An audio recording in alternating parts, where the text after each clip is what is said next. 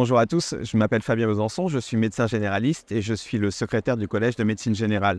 Alors je m'occupe pas mal de certification, du sujet de la certification et de tout ce qui gravite autour de l'élaboration, notamment du référentiel, puisque c'est au CNP que revient la charge d'élaborer le contenu du référentiel qui va permettre de valider les actions de cette certification. Alors c'est vrai que la certification est rentrée en vigueur depuis le 1er janvier 2023, mais il reste encore beaucoup de choses à décider pour permettre à cette certification d'être pleine et entière et fonctionnelle. Et c'était l'occasion au cours de cette session de présenter quels étaient les éléments qui étaient formellement décidés, lesquels étaient sûrs et certains et lesquels restaient encore en cours de discussion. Au cours de cette session, on a pu présenter en avant-première le contenu du référentiel de certification. Et c'est vrai que même s'il est encore en cours de validation avec la DGOS, notre référentiel, le référentiel de médecine générale, est celui qui est le plus abouti dans son élaboration et il est montré en exemple.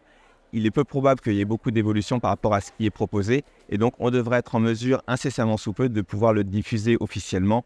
Je vous invite pour ça à retourner sur le site du Collège de médecine générale où très rapidement il sera disponible.